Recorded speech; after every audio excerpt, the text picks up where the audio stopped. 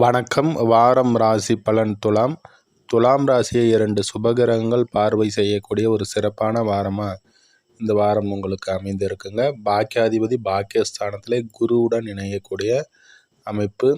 சனி 6ஆம் இடத்துல, 5ஆம் இடத்துல ராகு, உங்களுடைய லாபஸ்தானத்தில் கேது செவ்வாய் இணைவு.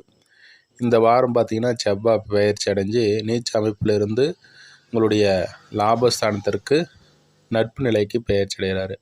அந்த வகையில் உடல் ரீதியில் மன ரீதியில் ஒரு தெளிவான அமைப்பு. 2 சுபகிரகங்கள் உங்களுடைய ராசியை பார்ப்பதனால.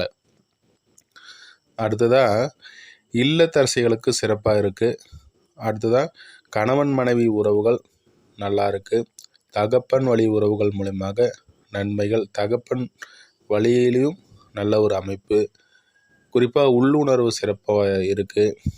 புதன் பாக்கியாதிபதி பலமாக இருந்தார்னா எந்த ஒரு விஷயத்தையும் எளிதில் செய்திட முடியும். அடுத்ததாக உங்களுடைய 2ஆம் அதிபதியான செவ்வாய் நீச்சம் பெற்றிருந்தார்.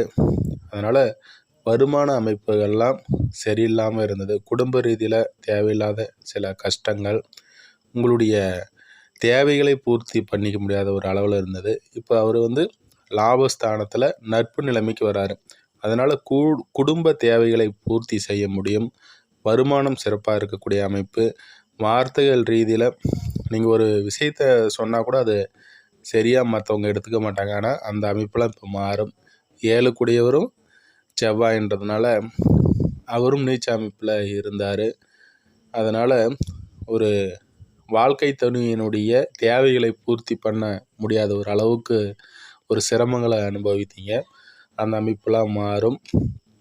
6ல் சனி வந்திருக்கிறாரு.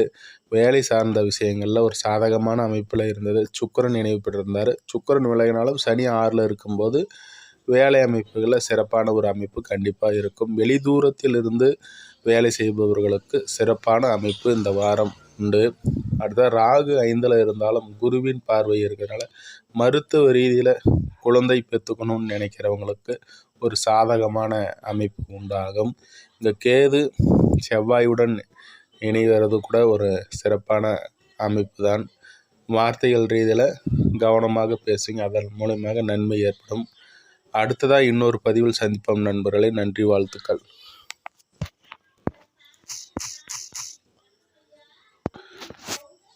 இது போன்ற பதிவுக்கு எனது சேனலை சப்ஸ்கிரைப் பண்ணுங்கள். ஜாதகம் பார்க்க விரும்புகிறவங்க அலைபேசி மற்றும் வாட்ஸ்அப் எண்ணிற்கு தொடர்பு கொள்ளவும்.